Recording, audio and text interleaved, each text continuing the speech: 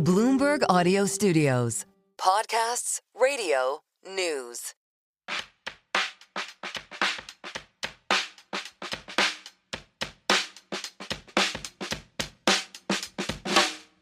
Welcome to In the City, a podcast from Bloomberg about the stories important to the City of London.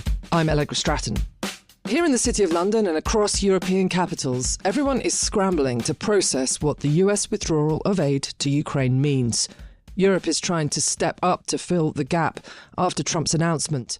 Led by Prime Minister Keir Starmer, a coalition of the willing has been formed to support Ukraine both financially and militarily. But will it be enough? To help us answer that question, we're joined by MP for Tunbridge, Tom Tugendhat. From 2022 to 2024, Tom served as Security Minister, and amongst other things, he worked to combat Russian and Chinese activities, leading to the arrest and charging of more spies from these nations than in the previous decade. Welcome to the City of London. The City of London. The next station is Bank. Please mind the gap between the train and the platform. The financial heart of the country. The City. The City. Welcome to In the City. Stand clear of the doors, please. Tom, it's brilliant to have you on the In the City podcast. And indeed, for Bloomberg, this is something of a return for you because you're a former Bloomberg employee, aren't you? That's right. I left Bloomberg, actually. I worked in Bloomberg News from 2000 to 2003, and I left Bloomberg when I was mobilised to go and fight the war in Iraq. So, Tom, you were Security Minister for 2 years until the last election. Be honest, how much of this did you see coming? Well, I think we all knew that Trump was a disruptor. I mean, I don't think that's much of a surprise. The level of disruption is significant, and it's certainly true that what we're seeing now is similar to a 9/11 moment. It's one of those moments where you have to rethink the fundamentals. You have to think really hard about what it is that you're prepared to do on your own, what you need to do with allies, and how you need to build up new relationships. So I think this is a very fundamental moment of rethinking. And in many ways, it's one that's been needed for a little while. So you're a former Security Minister. We've got the current Prime Minister talking about an uplift of 2.5% to 2027. And then he is already saying, which I think did surprise a lot of people, he'd go to 3% in the next Parliament. But is it enough when you've got America talking about removing itself from the scene pretty much completely? Well, I mean, what we're discovering at the moment is how much the American defence contribution has meant to the UK budget over the last 30, 40, 50 years. And the reality is, it looks like it's between 1 and 4 percentage points of GNI, because if you want to replace the strategic lift, the satellite communications, the ISR, and all the other different elements that have made up part of our security architecture, you're talking not a few £100 million, but you're talking tens of billions. Now, that doesn't mean you have to replace them all in a day. Of course you don't. And it doesn't mean that the United States has left NATO or is a totally unreliable partner or anything like that. But it just means that you need to think about what it is that you're going to need and determine whether it is likely that you'll get it. There are some things I think we will definitely maintain that connection with, and I don't think there's any real question about it. Satellite communications and intelligence being two. But there are other areas like strategic lift, which might involve areas of operations in Ukraine or something like that, where you've got to look at what happened in 2011 when David Cameron and Nicolas Sarkozy went to conducted operations over Libya. And at the time, I was a military officer advising the chief of the defense staff, and it became rapidly very, very obvious what we needed America for. And it wasn't just defense stocks. We almost ran out of missiles at various different points and bombs at different points, but also the communications and the support. So to be clear, we're looking at 2.5 or 3% uplift. But do you think when this is all said and done, the UK will have had to spend more than 3% of GDP on defence? Yes. I don't think there's any real debate, actually, in any serious military circles. The reality is what you're looking at a fundamental change. Now, does that change take you to 3.5, 4? I don't know. It depends what we're going to see. But the reality is it depends on your defence assumptions. And one of the things that the new Strategic Defence Review is doing under Lord Robertson, under General Barrons, and under Fiona Hill, who you'll remember was a DNSA in the United States, is they're looking at these defence assumptions. And actually having Fiona Hill on that team is a very, very good appointment by John Healey, because she'll have a very good understanding not just of the Trump White House, but of the underlying pressures and currents in the United States. Because I don't think anybody believes that we're going back to the United States of 1980 or 1990. We're going back to a very different United States at the end of this Trump term in 4 years' time. Just reflecting on that Oval Office, at the time it appeared to be a triumph by the Prime Minister. It was a well-choreographed, well-handled event, but it obviously did go south very quickly with the Zelensky, Donald Trump, J.D. Vance televised exchange. How would you have handled that differently? Look, I thought the Prime Minister did extremely well. I'm not going to criticise him.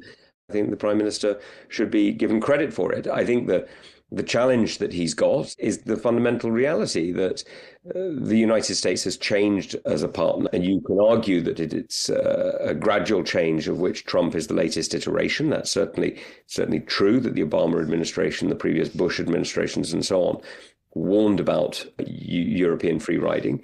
Or you can believe that it's a very fundamental change. I was speaking to a senior foreign minister from one of our allies yesterday who believed that it was a much more significant switch, and this wasn't some sort of return to Wilsonian doctrine or that form of Americanism, but actually a very fundamental transactionist and isolationist form. So you can put your own interpretation on, but it is a very big change, and I think that's something that the UK system hasn't yet fully taken on board. I agree with your characterisation of the event last week. It was well-executed British diplomacy, but it does appear that part of Starmer's plan to put British and, along with French, peacekeepers into Ukraine does rely on an American backstop that doesn't look like it necessarily will come to pass. So I suppose the problem is, going forward, how much does Starmer need Trump back in the room?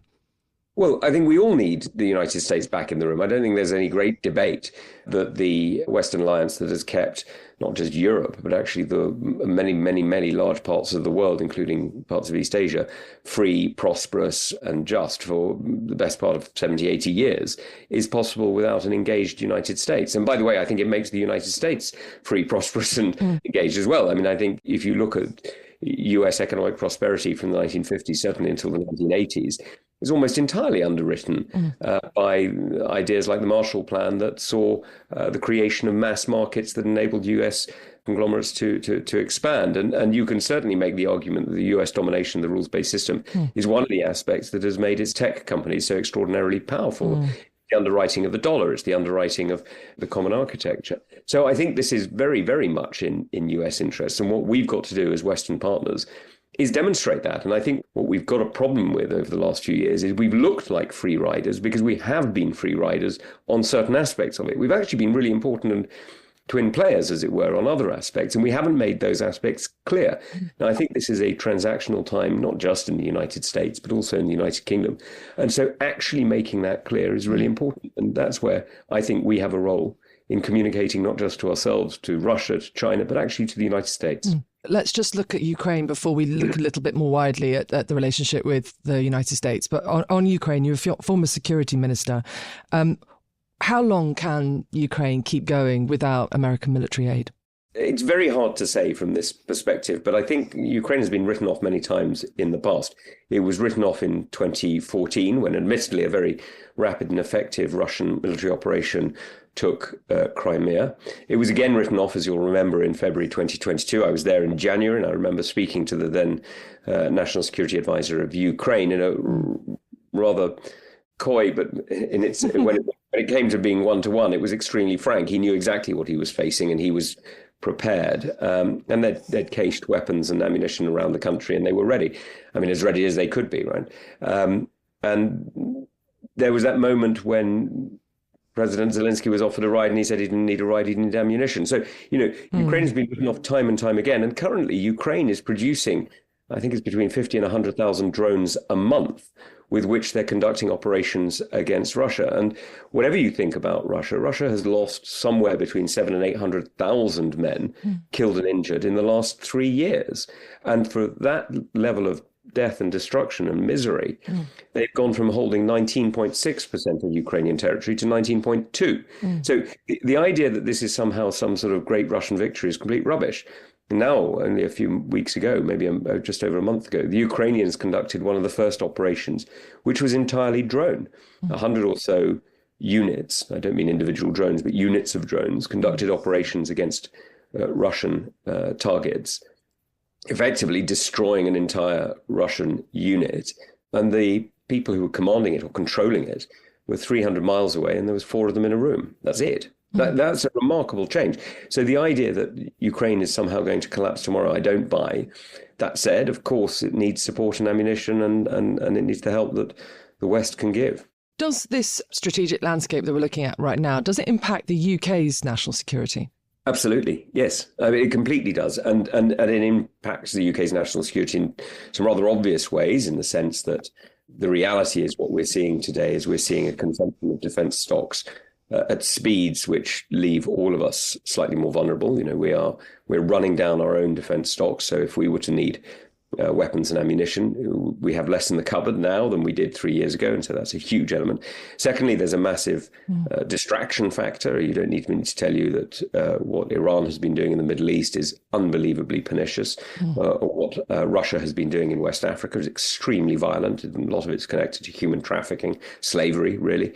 We're seeing other areas of the world raising different challenges, and they could easily flare up in different ways. We're also seeing Russia attempting to spark revolution out of places like the Balkans. So, you know, this is something that we know is already happening in other areas. So, yes, it's having a direct impact on us.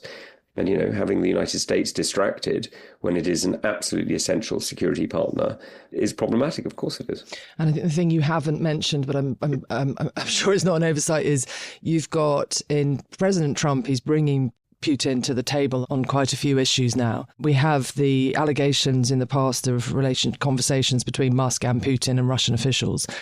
How much do you feel, as former security minister, who obviously looked at this stuff day in, day out, how much do you feel that the UK now has to be wary of the information it shares with the US because of relations they are now conducting with Russia?